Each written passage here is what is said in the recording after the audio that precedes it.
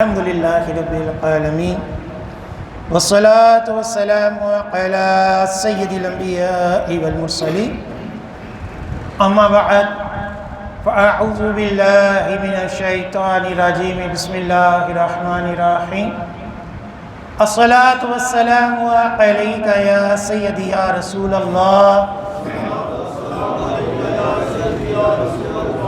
وعلى آلك وأصحابك يا سيدي يا حبيب الله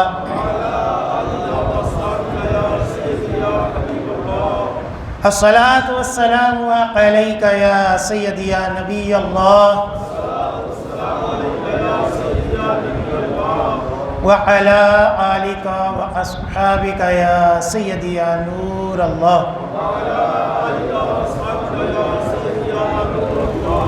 نویت سنت الاعتکاف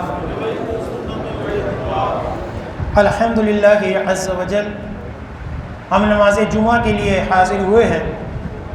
دعا ہے کہ رب تعالی ہماری اس ادنا سی حاضری کو اپنی بلند بارگاہ میں قبول و منظور فرمائے، اور جو کچھ اس جمعے میں بیان ہوگا اسے سننے کی، سمجھنے کی، اس کے اوپر عمل پیرا ہونے کی اور مجھے صحیح طرح بیان کرنے کی توفیق عطا فرمائے۔ الحمدللہ آج جمعۃ الوداع ہے، وہ رمضان کہ جس کے آنے سے کئی ماہ پہلے سے ہم دعا مانگتے رہے اللہم بلغنا رمضان،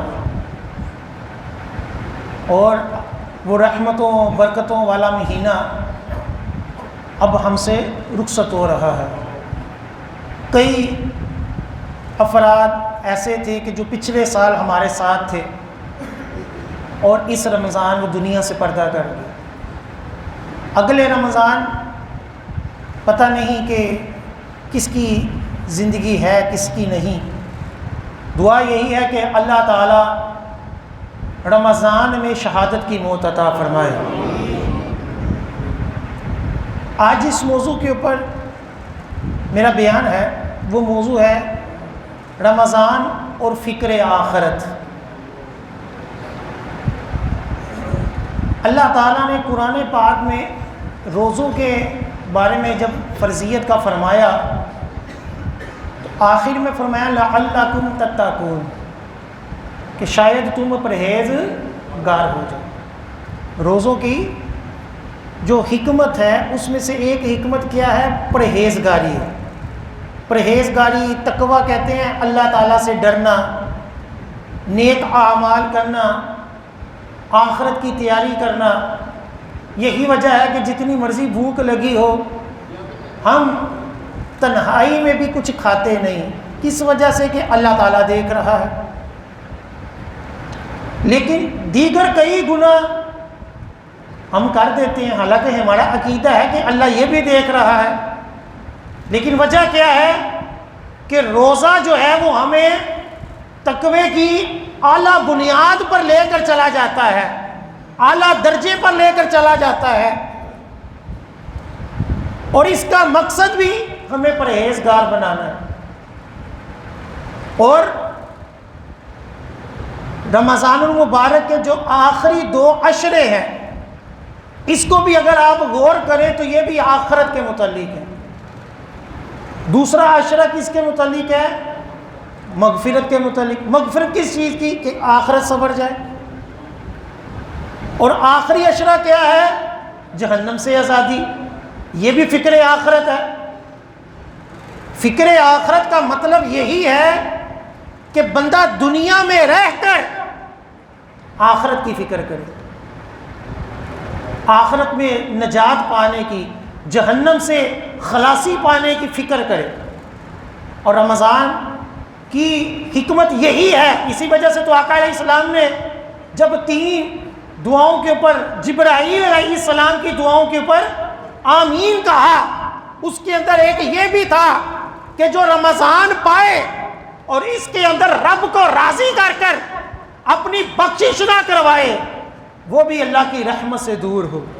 اور حضور نے اس کے اوپر فرمایا آمین۔ آج ہم یہ کوشش کریں گے سمجھنے کی، اور رمضان کے علاوہ بھی اپنی آخرت کی فکر کے حوالے سے غور و فکر کریں گے کہ شریعت ہمیں اس بارے میں کیا کہتی ہے۔ ہم نے یقین مانے ادھر ادھر کی فکریں پالی ہوئی ہیں کہ میں مر گیا تو میرے بچوں کا کیا ہوگا، اگر میں نے یہ نہ کیا تو کیا ہوگا، اگر میں نے ترقی نہ کی میں پیسے کہاں سے کماؤں گا، اگر یہ نہ ہوا تو یہ کیا ہوگا۔ ہم اسی فکر کے اندر کئی بیماریوں کا بھی شکار ہیں، اور اسی فکر میں ہم اپنی آخرت، اپنی دنیا کے مقصد کو بھول جاتے ہیں۔ میں ایک ایسے بھی شخص کو جانتا ہوں کہ جس نے اپنی اولاد کی فکر میں بیمہ پالیسی کروائی، جو کہ ایک ناجائز عقد ہے، اور جب وہ مر گیا تو اس کی بیوی جو تھی اس نے مجھ سے مسئلہ پوچھا کہ میرے شوہر نے یہ جو بچوں کی پالیسی کروائی تھی یہ تو سود ہے، حرام ہے، اب میں اس رقم کا کیا کروں۔ یعنی وہ جس اولاد کے لیے سوچ رہا تھا کہ میں نے اس کے لیے پالیسی کروانی ہے اور اپنی آخرت داؤ پہ لگا کر وہ مر گیا، اور اس کے بعد لوگ اسی دولت کے بارے میں پوچھ رہے ہیں کہ یہ تو سود ہے، ہمیں تو یہ لینی نہیں۔ اسی طرح ہم اس دنیا میں اپنے اقتدار کے نشے میں، اپنی جوانی اور طاقت کے نشے میں لوگوں کا مال غصب کر کر، لوگوں کی جائیدادیں زمینیں غصب کر کر کہ ہمیں کون پوچھنے والا ہے، اپنی آخرت برباد کر کر چلے جاتے ہیں، اور جس اولاد کے لیے کر کر جاتے ہیں وہ کل کو دعا بھی نہیں مانگتی، بلکہ ہماری حرام روزی کے بارے میں وہ لوگوں کو پوچھتی ہے اور دنیا کو بتاتی ہے کہ میرا باپ یہ حرام کام کر کر گیا۔ اللہ تعالیٰ نے قرآن پاک میں ارشاد فرمایا، یا ایھا الذین آمنوا اتقوا اللہ ولتنظر نفس ما قدمت لغد واتقوا اللہ ان اللہ خبیر بما تعملون۔ اے ایمان والو، اللہ سے ڈرو اور ہر جان دیکھے کہ اس نے کل کے لیے کیا بھیجا ہے، کل کے لیے آگے کیا بھیجا ہے، اور اللہ سے ڈرو، بے شک اللہ تمہارے اعمال سے خوب خبردار ہے۔ اللہ سے ڈرو اور یہ سوچو کہ آگے کیا بھیجا۔ جب بندہ مرتا ہے نا تو لوگ کہتے ہیں، اولاد کہتی ہے کیا چھوڑ کر گیا ہے، وراثت کیا چھوڑ کر گیا ہے، اور فرشتے کہتے ہیں لے کر کے آئے، لے کر کے آئے۔ جو آقا علیہ السلام نے اسی وجہ سے تو فرمایا کہ بندہ کہتا ہے میرا مال میرا مال، بندے کا مال تو صرف اتنا ہے کہ جو اس نے کمایا اور کھا لیا، جو چھوڑ گیا یہ تو ورثہ کا ہے۔ اصل مال کیا ہے؟ جو آگے بھیج دیا، جو اللہ کی راہ میں صدقہ خیرات کیا، جو زکوٰۃ دی، جو غریبوں کی مدد کی، جو مسجد مدرسے کے لیے خرچ کیا، اصل تو یہ محفوظ ہوا، اصل تو کمائی یہاں خرچ ہوئی، باقی جو بچ گیا ہے وہ تو اپنا تھا ہی نہیں، وہ تو ورثہ کا ہے۔ تو آگے کیا بھیجا ہے؟ اللہ تعالیٰ قرآن پاک میں فرما رہے کہ ہر جان، ہر شخص یہ غور و فکر کرے کہ اس نے آگے کیا بھیجا ہے اور اللہ سے ڈرے۔ حضور علیہ السلام کی حدیث پاک ہے شعب الایمان کی، شعب الایمان حدیث نمبر 1571۔ حضور علیہ السلام فرماتے ہیں، خطبہ دیتے ہوئے ارشاد فرمایا، اے لوگو، یقیناً دنیا تمہارے لیے جائے عمل ہے، تو اپنے اعمال کو بخوبی پورا کرو، اور تمہارا ایک انجام موت ہے، تو اپنے انجام کی تیاری کرو۔ مسلمان دو خوفوں کے درمیان رہتا ہے۔ حضور فرما رہے ہیں کہ مسلمان دو خوف کے درمیان رہتا ہے، ایک اس مدت کا خوف جو گزر چکی وہ نہیں جانتا کہ اللہ عز و جل نے اس کے بارے میں کیا فیصلہ کیا ہے۔ دوسرا، اس مدت کا خوف جو ابھی باقی ہے وہ نہیں جانتا اللہ عز و جل اس کے ساتھ کیا معاملہ فرمانے والا ہے۔ بس بندے کو چاہیے کہ دنیا میں بڑھاپا آنے سے قبل جوانی میں آخرت کے لیے زیادہ راہ رکھ لے، آخرت کے لیے زیادہ راہ اکٹھا کر لے، کیونکہ تم آخرت کے لیے پیدا کیے گئے اور دنیا تمہارے لیے بنائی گئی ہے۔ قسم ہے اس ذات کی جس کے قبضہ قدرت میں میری جان ہے، موت کے بعد عبادت کے لیے تھکنے کا کوئی موقع نہیں، موت کے بعد عبادت کا موقع کوئی نہیں، اور دنیا کے بعد جنت اور دوزخ کے علاوہ کوئی گھر نہیں۔ میں اللہ تعالیٰ سے اپنے اور تمہارے لیے استغفار کرتا ہوں۔ اب کتنی پیاری حدیث پاک ہے۔ اس حدیث پاک میں حضور علیہ السلام نے فرمایا کہ انجام ہر شخص کا کیا ہے؟ موت ہے۔ اس لیے اپنے اعمال کو بخوبی غور کرو۔ انسان دو خوف میں ہے، ایک جو گزر چکا کہ یار میں نے جو پیچھے نیک اعمال کیے ہیں، پتہ نہیں اللہ تعالیٰ اس معاملے میں میری کیا گرفت فرماتا ہے، میرے اس پچھلے گناہوں کے بارے میں اللہ تعالیٰ میرے ساتھ پتہ نہیں کیا معاملہ کرتا ہے۔ ایک خوف یہ ہے، اور ایک خوف کیا ہے اگلا کہ پتہ نہیں آخرت میرے ساتھ کیا معاملہ، پتہ نہیں مرتے وقت کلمہ بھی نصیب ہونا یا نہیں، ایمان پہ موت بھی ملنی ہے کہ نہیں۔ یہ دو خوف ہیں، ان دو خوفوں کے ساتھ بندہ زندگی گزارے اور اپنی آخرت کی تیاری کرے۔ آقا علیہ السلام فرماتے ہیں مرنے کے بعد صرف دو گھر ہیں، ایک دوزخ ہے اور ایک جنت ہے، اس کے علاوہ تیسرا کوئی گھر نہیں ہے۔ اب بندہ غور کر لے کہ میں نے جنت کی تیاری کرنی ہے یا دوزخ میں جانا ہے۔ خوش فہمی ہے ہم اپنے دلوں سے نکال دیں، یہ جو ہم نے خوش فہمی ہے پہلی پالنی ہے نا کہ جی بس میں 11ویں دلاتا ہوں، میں تھوڑی بہت صدقہ خیرات کر دیتا ہوں، میں جمعے کی کبھی کبھی نماز پڑھ لیتا ہوں، اور میں حقوق العباد پورے کرتا ہوں، میں کسی کو کوئی تکلیف نہیں دیتا، تو میں بخشا گیا ہوں۔ چاہے میں نمازیں چھوڑ دوں، چاہے بقیہ فرائض و واجبات چھوڑ دوں، جو مرضی کرتا رہوں، میں پیر صاحب کا مرید ہو گیا ہوں تو میرے لیے سب کچھ معاف ہو گیا۔ یہ خوش فہمی ختم کر دیں۔ یہ کئی نعت خانوں نے بھی ہمارے ذہنوں میں ڈال دیا کہ ہم حضور کی امت ہے، ہم نے تو دوزخ میں جانا ہی نہیں، حالانکہ ان اشعار کا یہ ہرگز مطلب نہیں تھا۔ ان اشعار کا مطلب تو یہ تھا کہ ہم حضور کے امتی ہیں، اللہ تعالیٰ نے ہمارے اوپر کرم فرمایا تو ہمارے لیے جنت میں جانا آسان ہے، ہمارے لیے نیکیاں کرنا آسان ہے، ہماری مختصر سی زندگی میں اللہ تعالیٰ نے ہمیں کئی شب قدر اور اس کے علاوہ راتیں اور دن عطا فرما دیے کہ اس کے اندر ہم عبادت کریں تو ہمارا جنت میں جانا آسان ہے۔ یہ مطلب نہیں تھا کہ کسی امتی نے دوزخ میں جانا ہی نہیں ہے، یہ تو کثیر احادیث کے منافی عقیدہ ہے۔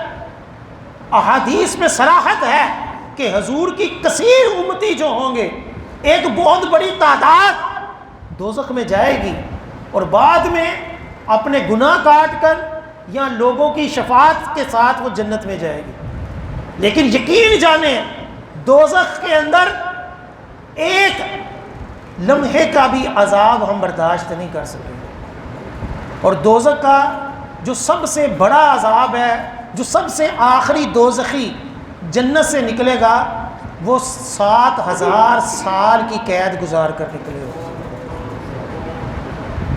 7000 سال، یہ حدیث کا فرمان ہے۔ 7000 سال آخری دوزخی جو کلمہ پڑھنے والا ہوگا، جو مسلمان ہوگا، وہ 7000 سال بعد دوزخ سے نکل کر جنت میں جائے۔ اس لیے حضرت سفیان ثوری یا حضرت حسن بصری کی سیرت میں لکھا ہوا ہے کہ ان سے جب یہ حدیث پاک گزری نا کہ ایک شخص 1000 سال بعد دوزخ سے نکل کر جنت میں جائے گا، تو تابعی بزرگ ہیں فرماتے ہیں کاش وہ میں ہوتا، اس خوف سے کہ یار 1000 سال بعد بھی جائے گا تو کم از کم جائے گا تو صحیح، مجھے تو یہ بھی امید نہیں کہ میں مسلمان بھی مروں گا کہ نہیں مروں گا۔ ہم خوش فہمیوں کے اندر زندگیاں گزارتے ہیں، جبکہ شریعت ہمیں کیا کہتی ہے؟ ہم عقل مند نہیں ہیں۔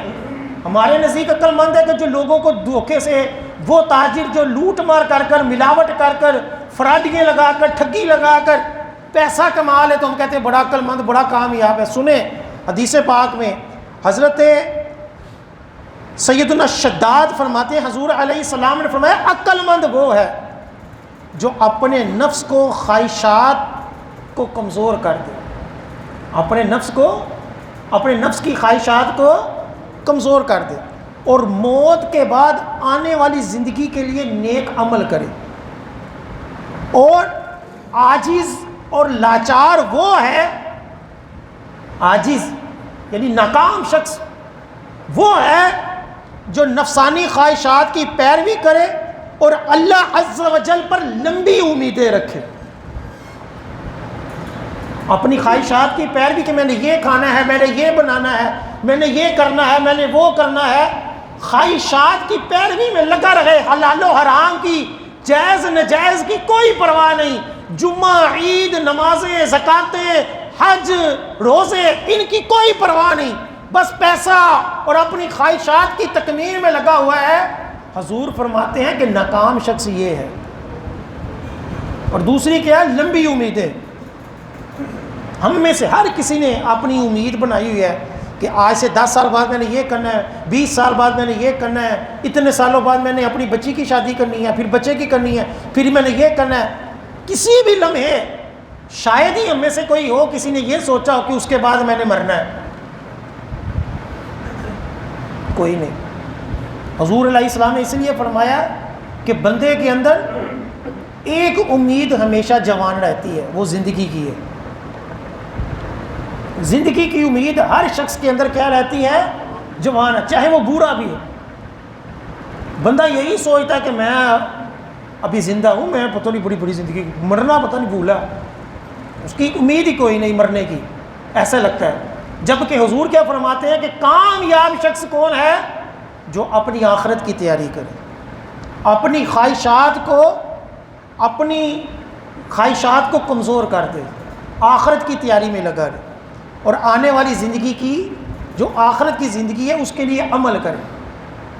اس لیے ایک حدیث پاک میں، شعب الایمان کی حدیث پاک ہے، حضور علیہ السلام نے فرمایا سب سے زیادہ عقل مند وہ مومن ہے جو کثرت کے ساتھ موت کو یاد کرے اور اس کے لیے احسن طریقے سے تیاری کرے۔ یہی حقیقی طور پر دانا ہے۔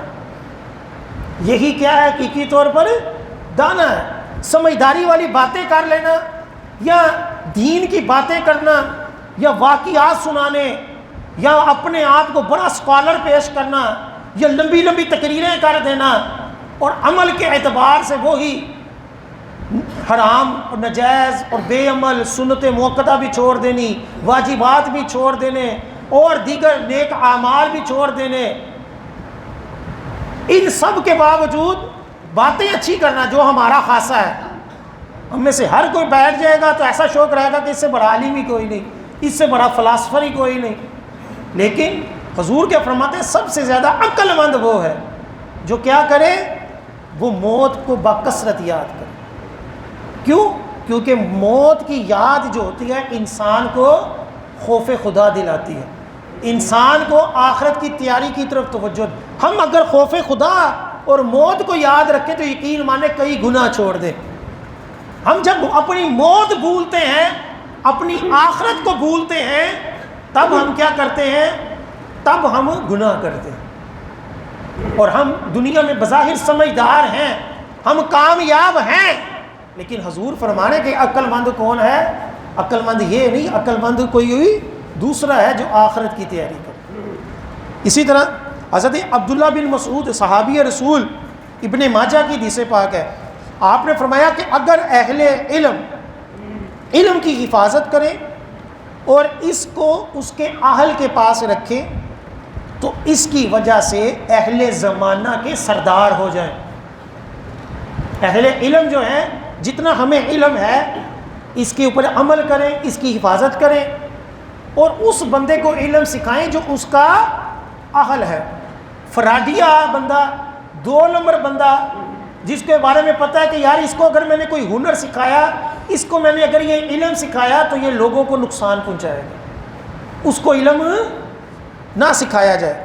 فرمایا اگر لوگ یہ کریں تو کیا ہو, لوگ سردار بن, لوگ عزتیں کریں, لوگ ان کو اپنا پیشوا بنائیں کہ اگر وہ علم کا کیا کریں, حق ادا کریں.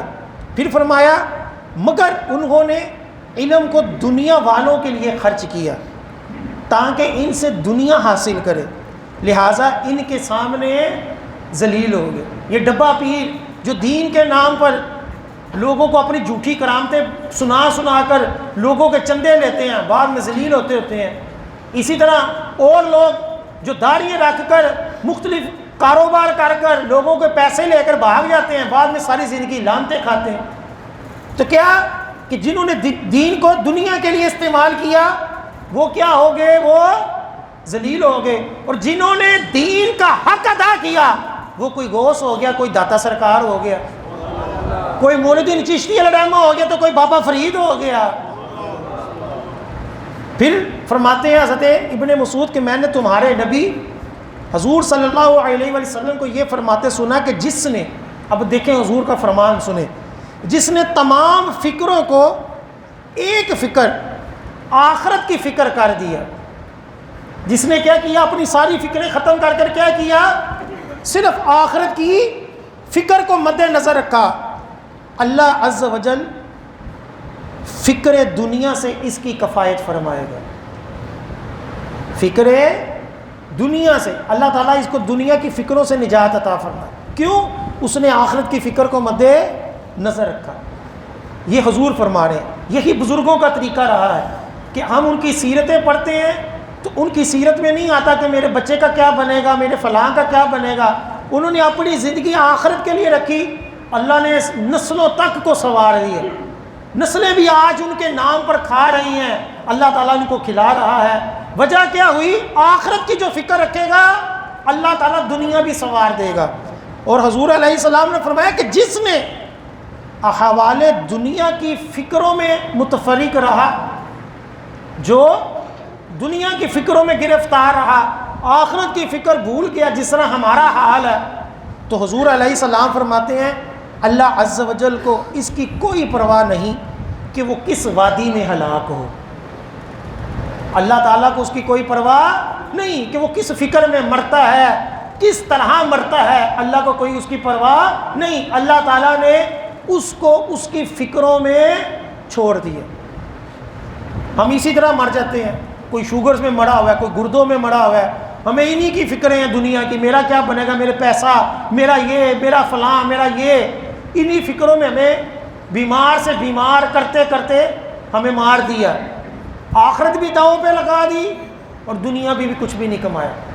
جس کے لیے تھوڑی بہت دولت کی تھی وہی اپنی بیماریوں کے اوپر لگا رہے ہیں. روزوں سے بھی دور ہیں, نمازیں بھی نہیں پڑھی جاتی, حج بھی نہیں کر سکے, کروڑوں پتی ہیں, حج کی ہمت ہی نہیں ہے. ایسے بھی تو آپ نے دیکھے ہیں لوگ. وجہ کیا ہے کہ جب ہم دنیا کی فکروں کو اپنے اندر ڈال کر آخرت کی فکر کو چھوڑ دیں گے تو حضور فرماتے ہیں اللہ تعالیٰ بھی اس کو چھوڑ دے. حضرت ابو درداء رضی اللہ تعالی عنہ سے مروی ہے, حضور علیہ السلام نے فرمایا, المعجم الاوسط کی حدیث پاک ہے, حضور علیہ السلام فرمایا جہاں تک ہو سکے دنیا کے غموں سے فراغت اختیار کرو, کیونکہ جس شخص کی سب سے بڑی فکر دنیا بن جاتی ہے اللہ عز و جل اس کے کام پھیلا دیتا ہے اور اسے فکر و فاقہ میں اور خوف میں مبتلا کر دیتا ہے. اور جس شخص کو سب سے بڑی فکر آخرت کی ہو اللہ عز و جل اس کے کام سنوارتا اور اس کے دل میں غنا, دنیا سے بے رغبتی ڈال دیتا ہے. اور جو بندہ دل سے اللہ عز و جل کی طرف متوجہ ہوتا ہے اللہ عز و جل مومنین کے دلوں کو دوستی اور محبت کے ساتھ اپنی طرف مائل کر دیتا ہے اور اسے ہر بلائی پہنچاتا ہے۔ کتنی بڑی بات حضور علیہ السلام نے فرمائی کہ ہم اگر آخرت کی فکر رکھ لیں تو اللہ تعالی ہمارے دنیا کے کام بھی حل فرما دے گا اور اپنی محبت بھی عطا فرمائے گا اور ہمارے دلوں میں غنا ڈال دے گا۔ سب سے بڑی نعمت پیسہ ہونا نہیں، سب سے بڑی نعمت دل کا غنی ہونا ہے۔ کئی پیسے والے بھی کنجوس ہوتے ہیں اور کئی غریب بھی دل کے غنی ہوتے ہیں۔ غنا ایک نعمت ہے۔ حضور فرماتے ہیں کہ جب بندہ آخرت کو مد نظر رکھے گا تو اللہ تعالیٰ دنیا بھی سنوار دے گا، دل کے اندر غنا بھی ڈال دے گا اور اپنی محبت کی طرف مائل بھی فرما دے گا۔ اور جو کیا کرے گا، اپنے آپ کو دنیا کی فکروں میں مبتلا کرے گا، اللہ تعالیٰ اس کو فکر و فاقہ بھی عطا فرما دے گا۔ فکر بھی ہوگی، فاقہ بھی اور خوف بھی۔ آج ہم سب اپنے ارد گرد کا اپنا محاسبہ کر لیں۔ ہمارے پاس اگر دولت ہے تو خوف ہے کہ یار دولت چھین نہ جائے، یار میں کہیں میرا مقام و مرتبہ کم نہ ہو جائے، سٹیٹس کی دور میں میں کہیں پیچھے نہ رہ جاؤں۔ کروڑوں روپے لوٹ کر اس ملک کے اندر سیاستدان جو ہیں وہ پھر لوٹتے ہوئے پھر خوفزدہ ہیں، ذلیل ہوتے ہیں، لوگ نعرے لگاتے ہیں، لوگ انڈے مارتے ہیں، پھر بھی دنیا کی رغبت، دنیا کی فکر اس کے اندر ذلیل ہو رہے ہیں، فکر و فاقہ میں مبتلا ہیں، خوف میں مبتلا ہیں، اور پھر بھی کیا ہوتا ہے، ملتا کچھ نہیں، عزت بھی کچھ نہیں، دولت بھی کھانا نصیب نہیں ہوتی، ٹھیک ہے۔ اور جو آخرت کی فکر کرتے ہیں اللہ تعالیٰ ان کی ساری فکریں دنیا کی ختم فرما دیتا ہے۔ یہ حضور فرما رہے ہیں، واضح احادیث ہے، ہم اس کی طرف توجہ نہیں کرتے، ہم خود فیصلہ کرنے والے بن گئے کہ نہیں میں جو سوچ رہا ہوں وہی ٹھیک ہے، میں جو کہہ رہا ہوں وہی ٹھیک ہے۔ بے دین سیکولر لبرل لوگوں نے، اینکروں نے اور اسی طرح کے گمراہ مولویوں نے ہمارے دلوں کے اندر تصوف کو ختم کر دیا۔ تصوف کے بارے میں یہ کہا کہ سارے پیر دو نمبر ہوتے ہیں، یہ کوئی پیری فقیری کچھ نہیں، کوئی تصوف کوئی کچھ نہیں ہوتا۔ اس وجہ سے ہم ہر ایک کے اوپر تنقید کرنا شروع ہو گئے، ہم ہر ایک کو برا کہنا شروع ہو گئے، ہمیں حق و باطل کی پہچان ختم ہو گئی، ہم خود فیصلہ کرنے والے بن گئے کہ نہیں بس پیسہ سب سے بڑی دولت ہے، پیسہ ہی عزت ہے۔ یہ جب سے جملہ ہم نے سیکھا کہ پیسہ ہی عزت ہے، تب سے لے کر آج تک ہم مشین کی طرح دوڑ رہے ہیں، رات دن کمائی کے پیچھے لگے ہوئے ہیں۔ کئی بیماریاں جو ہم نے کبھی سوچی نہیں تھی، کبھی آج سے 15-20 سال پہلے اس کا نام بھی کبھی نہیں سنا تھا، آج ہم میں سے کئی لوگ اس بیماریوں کا شکار ہیں۔ وجہ کیا ہے؟ ٹینشن، فکر و فاقہ، اپنی صحت کی پرواہ کوئی نہیں۔ اور جو نماز ہوتی ہے، جو روحانیت ہوتی ہے، یہ انسان کو سکون دیتی ہے، وہ بھی ہم نہیں کرتے۔ نماز کا بھی ٹائم نہیں، کوئی کہے نماز وہ چھڈ مولویاں چھڈ تو انہوں نے کہڑا بخشیا جانا، انہوں کا کی ہے یہ نمازی ہوئے تو آپ بڑے دو نمبر ہوتے ہیں، مولویاں نے داڑیاں رکھ کے لوگوں نے لٹتے ہیں۔ اس طرح کے سیکولر لبرل لوگوں کی باتوں میں آ کر وہ چھڈ مدرسے تو جہالت دیا فیکٹریاں، اسکول والے نے جرا بڑا تیر مارا ہے، کالج والے نے جو تیر مار لیا ہے وہ بھی آپ کو پتہ ہے، ٹھیک ہے۔ اپنے ہی ملک کے خلاف گانے بنے ہوئے ہیں، اسی کے اوپر ہمارے کالجوں والے یونیورسٹیوں والے ڈانس کر رہے ہوتے ہیں، ٹھیک ہے۔ جن ماں باپ نے اپنی حلال و حرام کی پرواہ چھوڑ کر اسکولوں میں داخل کروایا، انہی اسکولوں کالجوں میں جا کر کہتے ہیں میرا جسم میری مرضی، ٹھیک ہے۔ یہ نتیجے ہیں ہمارے، اور یہ اسی وجہ سے ہیں کہ ہم نے اپنی آخرت کو چھوڑ دی، ہم نے اپنی آخرت کی فکر کو چھوڑ دی۔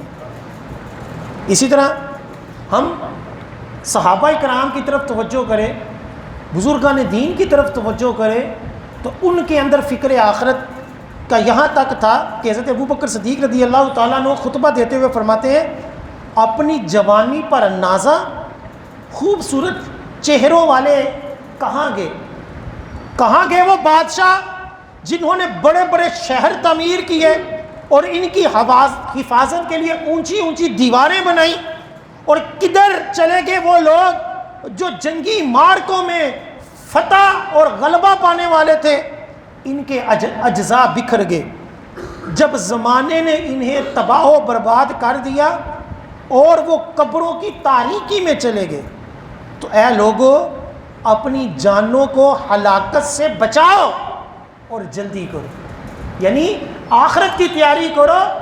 اپنے سے پہلے بہادر نوجوانوں کو دیکھو، ان بادشاہوں کو دیکھو، اور جن کو لوگ پوچھتے نہیں، اور جن کی قبروں کو لوگ پہچانتے نہیں، جن کی قبروں کے نام و نشان نہیں رہے، آج وہ کہاں گئے؟ آج بتائے کوئی ہمارے ملک کے اتنے وزیر گزرے، اتنے صدر گزرے، کیا ان کی قبریں کسی کو پتہ ہے؟ کوئی پتہ نہیں۔ ہمارے ملک کے اس سے بڑے ملک اکبر بادشاہ کی قبر کہاں ہے، جس نے پورے ہندوستان کی حکومت کی؟ کئی بادشاہوں کا پتہ ہی کچھ نہیں۔ لیکن جنہوں نے خوف خدا رکھا، کوئی حضور کے ساتھ آرام کر رہا ہے تو کوئی نجف کے اندر آرام کر رہا ہے، ٹھیک ہے، عالمگیر جو ہے ان کا بھی مزار مبارک ہے۔ اسی طرح دیگر بادشاہ جنہوں نے اللہ تعالیٰ کو راضی کیا، جنہوں نے اللہ تعالیٰ کی بندگی کی، فکر آخرت رکھی، دنیا اور آخرت میں اللہ تعالیٰ نے ان کے کامیابییں عطا فرما دی، ان کا نام رکھا۔ اور جو بہادر تھے، جو اپنے آپ کو جرنیل جو تھے، ناک کے اوپر مکھی نہیں بیٹھنے دیتے تھے، بڑی بڑی تقریریں کرتے تھے، بڑے اپنے آپ کو بہادر سمجھتے تھے، آج لوگ لانتے پیش کرتے ہیں۔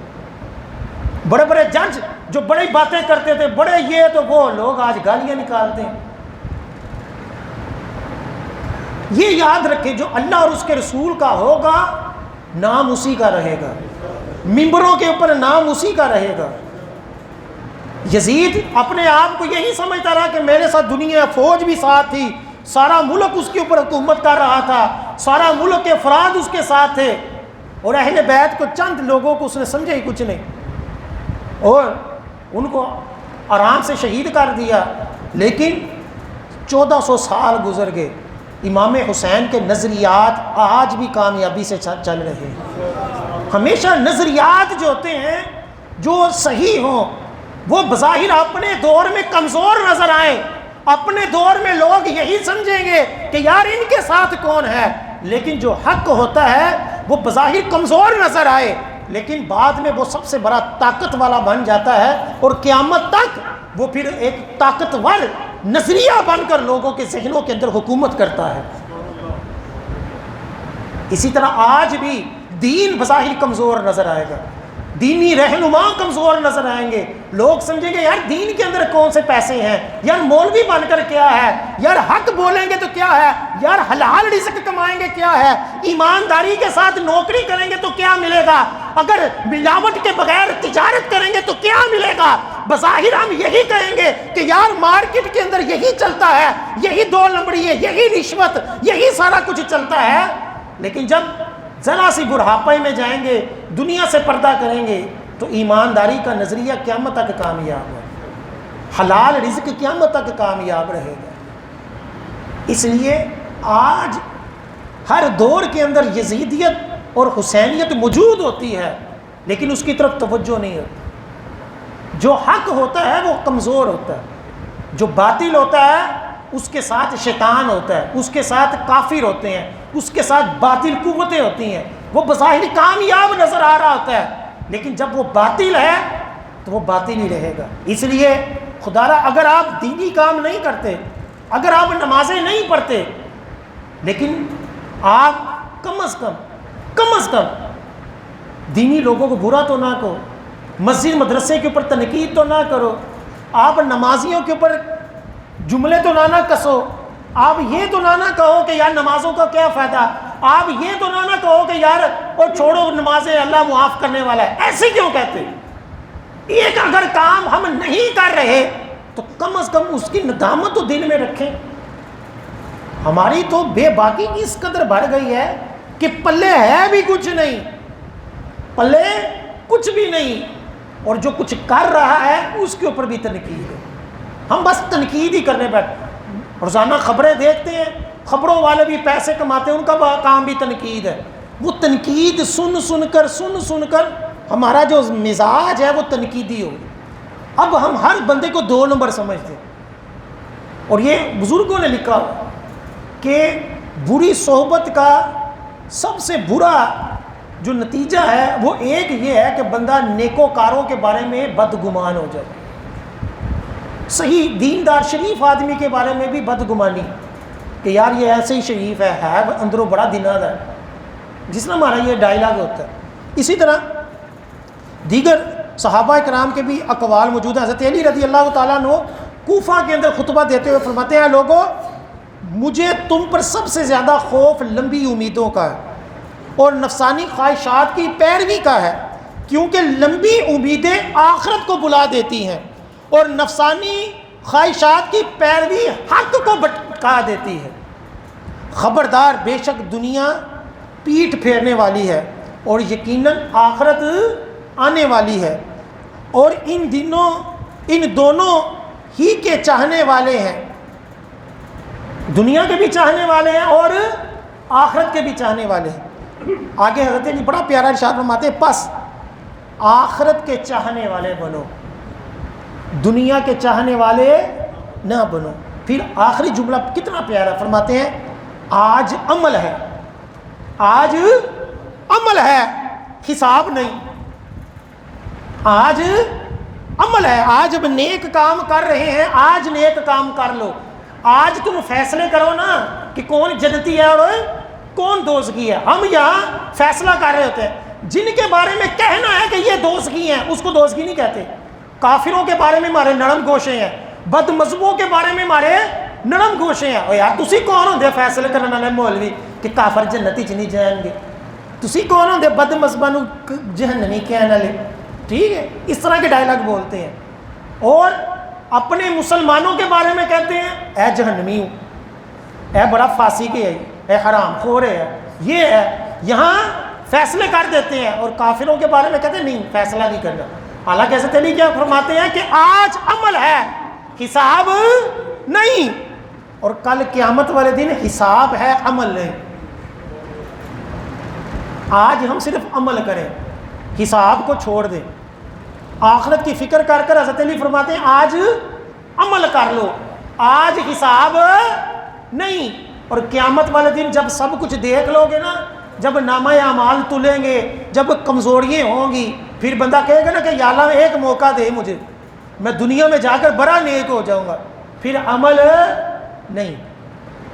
اس لیے آخرت کی فکر، حضرت سفیان ثوری کے بارے میں آتا ہے کہ تابعی بزرگ تھے، اور اس قدر خوف خدا تھا، حلیت الاولیاء کے اندر لکھا ہے کہ خوف خدا کے سبب پیشاب سے خون آتا تھا کہ پتہ نہیں آخرت کے اندر کیا ہوگا۔ حضرت امام غزالی علیہ رحمہ آخر میں بڑا پیارا ارشاد فرماتے ہیں کہ آخرت کی فکر کے لیے دو چیزیں رکاوٹ ہیں۔ ہم سب چاہتے ہیں کہ یار ہم نیک ہو جائیں، آخرت کی غور و فکر کریں۔ امام غزالی علیہ رحمہ احیاء العلوم کے اندر لکھتے ہیں دو چیزیں ہماری کیا ہیں، رکاوٹ ہے۔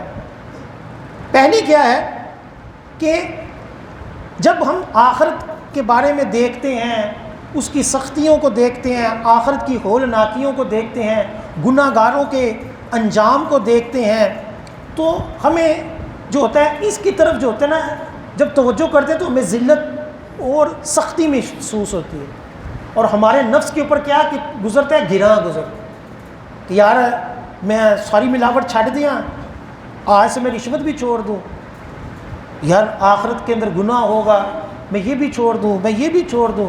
تو نفس کے اوپر کیا ہوتا ہے، گراں گزرتا ہے، نفس کے اوپر کیا ہوتا ہے، بوجھ گزرتا ہے۔ اور دنیا کی لذت کے اندر رہنا کہ یار کاش میری یہ گاڑی ہوتی، یار کاش یہ میرا گھر ہوتا، یہ انسان کو مزہ دیتا ہے۔ دنیا کی خواہشات کیا ہوتی ہیں، انسان کو مزہ دیتی ہیں کہ یار گاڑی ہونی چاہیے، اچھا سا گھر ہونا چاہیے یار، تو اس سے بندہ کیا پاتا ہے، دل میں لذت پاتا ہے۔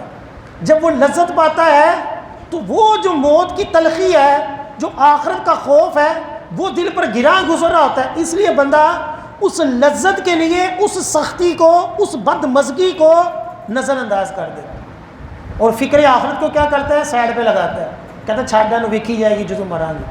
ٹھیک ہے، کوئی نعت سنتا جس میں ہوتا ہے میں نے جنت میں ہی جانا ہے ساڑیاں نے، وہ بندہ کہتا ٹھیک ہے اسی بخشے بخشائے ہیں، اور اپنی لذت کو پھر پالتا ہے اور اس خوش فہمی کے اندر زندگی گزارتا ہے، پتہ نہیں کہ گاڑی بھی ملنی ہے کہ نہیں ملنی، کوٹھی بھی ملنی ہے کہ نہیں ملنی، لیکن اس لذت کے اندر انسان اپنی آخرت داؤ پہ لگا کر دنیا اور آخرت دونوں خراب کر لیتا ہے۔ دوسری وجہ یہ لکھتے ہیں کہ جب انسان آخرت کے متعلق غور و فکر میں مشغول ہوتا ہے تو انسان کو دنیاوی لذات کے حصول اور شہوت کو پورا کرنے کی تکمیل سے روک دیتی ہے آخرت، اور ہر انسان پر ہر گھڑی ایک خواہش غالب ہوتی ہے اور اسے اپنا غلام بنائے ہوتی ہے، جس کی وجہ سے اس کی عقل خواہشات کے سامنے عاجز ہو جاتی ہے اور بندہ شہوت کی تکمیل کے لیے ہیلا تلاش کرنے میں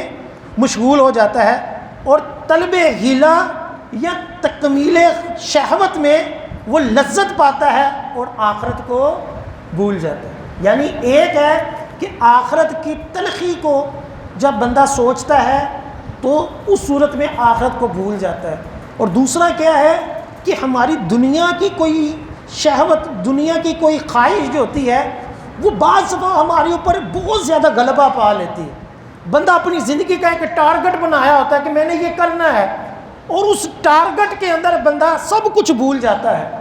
فرماتے ہیں یہ دو وجہ ہیں، ایک زندگی کی خواہش کا ٹارگٹ، اس کی وجہ سے ہم آخرت بھول جاتے ہیں، اور دوسری کیا کہ آخرت جو ہے اس کا تصور جو ہے یہ بڑا مشکل ہے، اور اس وجہ سے ہم آخرت کو بھول جاتے ہیں۔ حل یہی ہے کہ بندہ آخرت کے بارے میں ایک ہی فرمان حضور کا یاد رکھے کہ یا اگر میں فکر آخرت مد نظر رکھوں گا نا تو حضور گارنٹی دے رہے ہیں، حضور فرما رہے ہیں اللہ دنیا کے کام بھی سنوار دے گا۔